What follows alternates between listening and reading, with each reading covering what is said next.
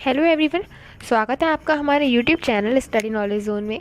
तो आज हम लोग देखेंगे क्लास 12th की मैथ्स के कुछ इंपॉर्टेंट क्वेश्चंस जो कि बोर्ड एग्जाम्स में काफ़ी आते हैं। लॉन्ग टाइप क्वेश्चंस में इस तरह के क्वेश्चन आते हैं और ये जो क्वेश्चंस हैं ये इंटीग्रल यानी समाकलन से लिए हुए हैं। तो चलिए वीडियो को स्टार्ट करते हैं। इस वीडियो में हम दो क्वेश्चन देखेंगे जो कि पिछली बार कई सालों से बोर्ड एग्ज़ाम्स में आ रहे हैं और इस बार आने की भी बहुत ज़्यादा चांसेस हैं। तो चलिए वीडियो को स्टार्ट करते हैं। तो देखिए फर्स्ट क्वेश्चन है, सिद्ध करो कि जो लिमिट है आपको दी हुई है 0 to π/2 d theta upon a square cos square theta plus B square sine square theta is equals to π/2ab।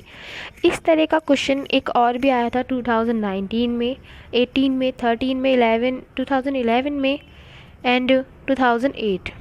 इन सब में ये क्वेश्चन आ चुका है। इस क्वेश्चन को इस तरीके से नहीं तो कभी किसी और रूप में घुमा के पूछ लिया जाता है, पर आपको अगर ये सॉल्व करना आता होगा तो आप उस तरह के जितने भी क्वेश्चंस आएंगे आप कर सकेंगे। तो देखिए सबसे पहले इस क्वेश्चन को करने के लिए आप लेफ्ट हैंड साइड जो आपको दिया हुआ है उसे लिखेंगे। आई बराबर मान लिया हमने ये, ठीक है।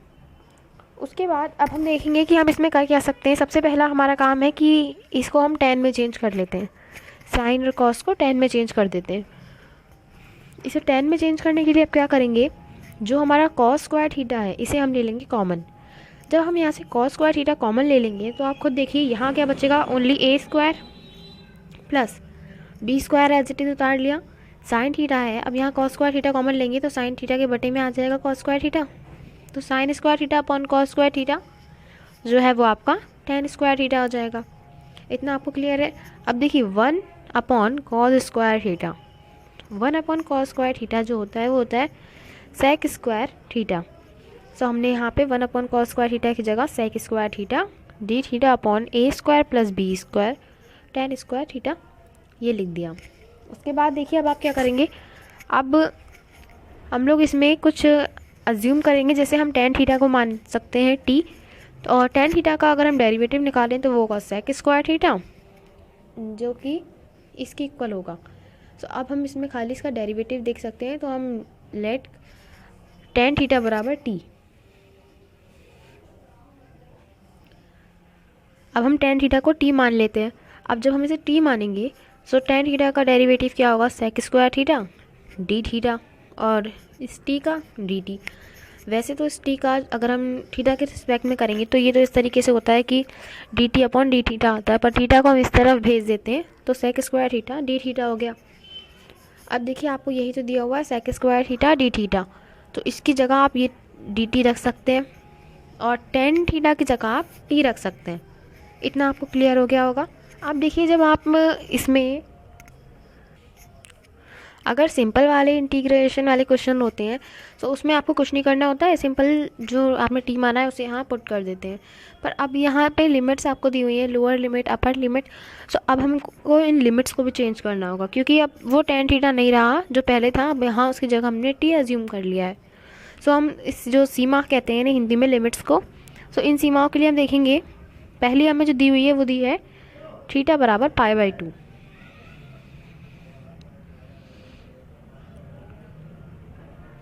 अब देखिए इसे, थीटा बराबर आपको दिया है π/2।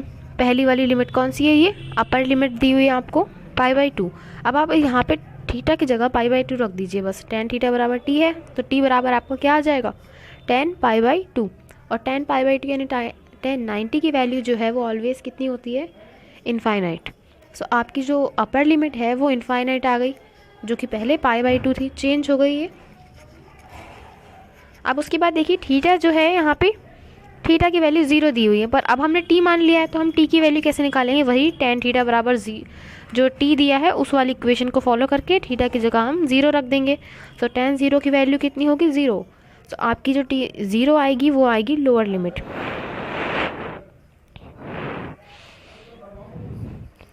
इसे हिंदी में कहते हैं निम्नतम सीमा और उच्चतम सीमा। तो अब हमने यहाँ पे इन लिमिट्स को पुट कर दिया डायरेक्टली। लोअर लिमिट हमारी 0, अपर लिमिट इनफाइनाइट। उसके बाद देखिए हमने sec square theta D theta जो था हमारा उसकी जगह हमने डी टी माना है, वहाँ डी टी रख दिया। ए स्क्वायर प्लस बी स्क्वायर, अब टेन स्क्वायर थीटा की जगह हमने टी माना था, तो टेन स्क्वायर था तो टी स्क्वायर हो गया ये। उसके बाद अब देखिए इसमें अब ऐसा कुछ करना है कि ये कोई फॉर्मूला बन जाए जिसका इंटीग्रेशन हम निकाल सकें ईजिली। सो एक फॉर्मूला आपने पढ़ा होगा टेन इनवर्स एक्स का। टेन इनवर्स एक्स वाला जो होता है उसमें आता है, अगर इंटीग्रेशन आपका हो 1/1 प्लस एक्स स्क्वायर, तो 1 ना हो अगर ए हो तो टेन इनवर्स एक्स अपॉन ए का हो जाता है वो। सो अब हम इसमें बी कॉमन ले लेंगे, क्योंकि ये बी जो है वो एक्स्ट्रा टर्म के रूप में आ रहा है, तो बी कॉमन ले लिया हमने यहाँ पे। ए स्क्वायर अपॉन बी स्क्वायर हो गया, क्योंकि बी यहाँ से कॉमन हुआ तो बी इसके बटे में आ जाएगा और यहाँ से बी हट जाएगा। So a square upon B square plus t square. अब देखिए ये कुछ वही आइडेंटिटी बन रही है, 1 upon a square plus x square वाला फॉर्मूला आप ध्यान कीजिए, जहाँ ये ए स्क्वायर की जगह ये पूरी संख्या दी हुई है और एक्स स्क्वायर की जगह हमें टी स्क्वायर दिया है। तो वो फॉर्मूला हमारा होता है, वो किसके बराबर होता है, tan inverse 1 upon a tan inverse x upon a के। अगर इंटीग्रेशन में दिया हो आपको 1 upon a square plus x square d x, अगर ये दिया हो तो इसका इंटीग्रेशन ये होता है। तो बस अब हमें यहाँ पे ये पुट करना है। तो देखिए 1 upon B square as it is उतार लिया। अब यहाँ पे जो हमने पिछला हमारा टर्म था वो था डी टी आ गया था, डी टी अपॉन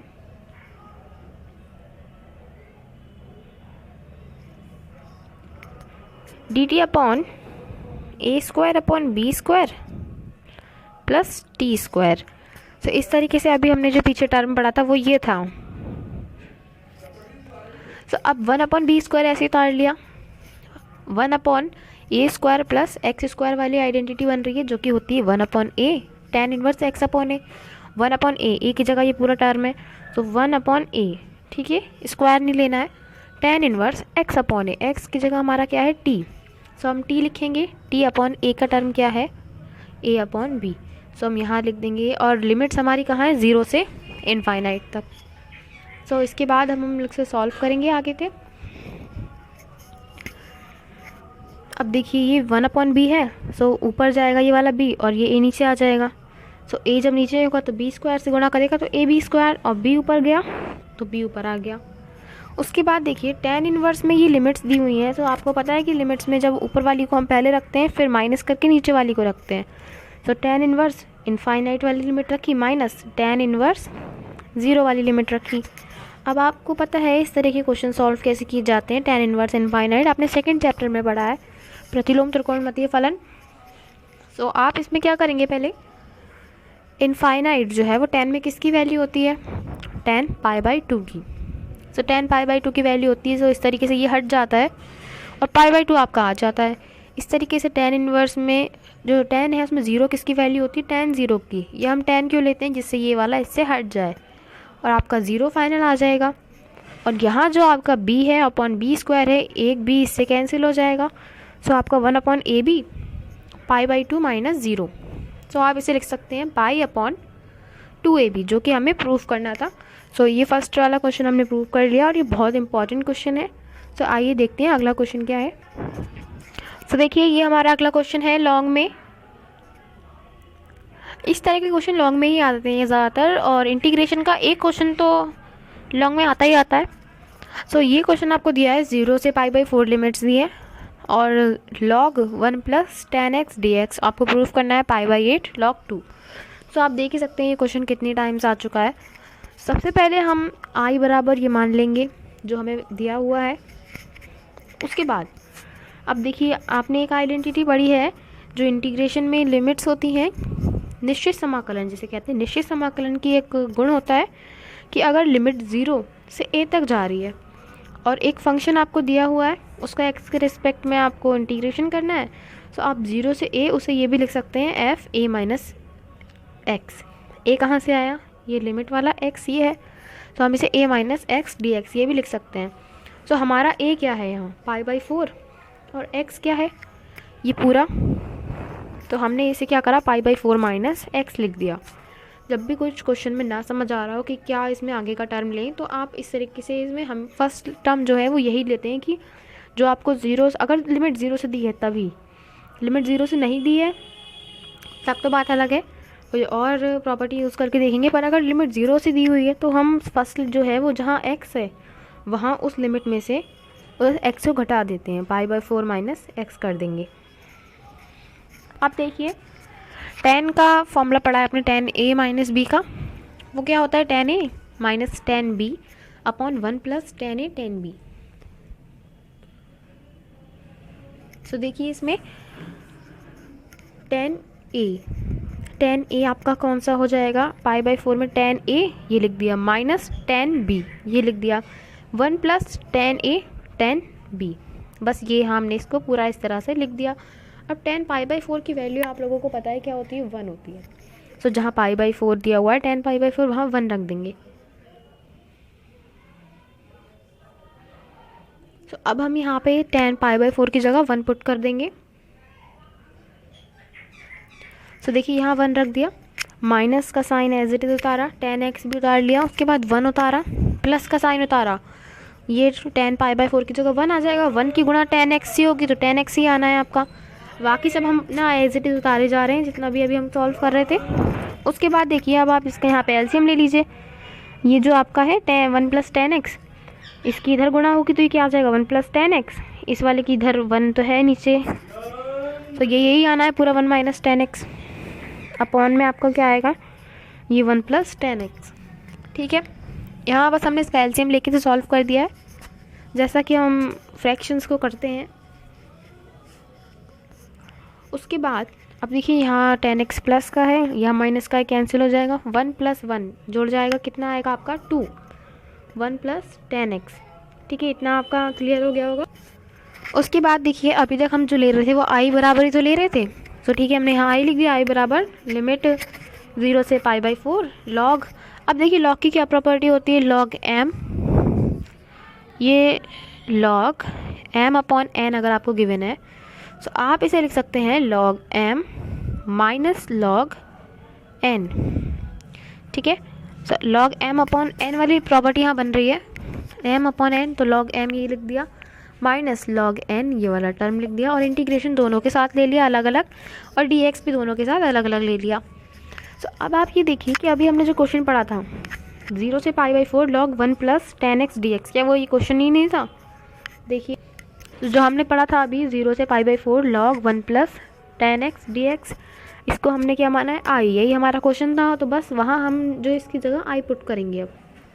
सो यहाँ ये वाला टर्म तो आपका ऐसे ही आ जाएगा पूरा, उसके बाद ये माइनस, और ये वाला जो है ये पूरा अभी हमने आपको दिखाया कि इसके इक्वल है, i के इक्वल है। तो ये वाला i और ये वाला i, जब ये i वहाँ माइनस का इधर आके प्लस का हो जाएगा तो i और i 2i हो जाएगा, 2i बराबर में ये वाला टर्म।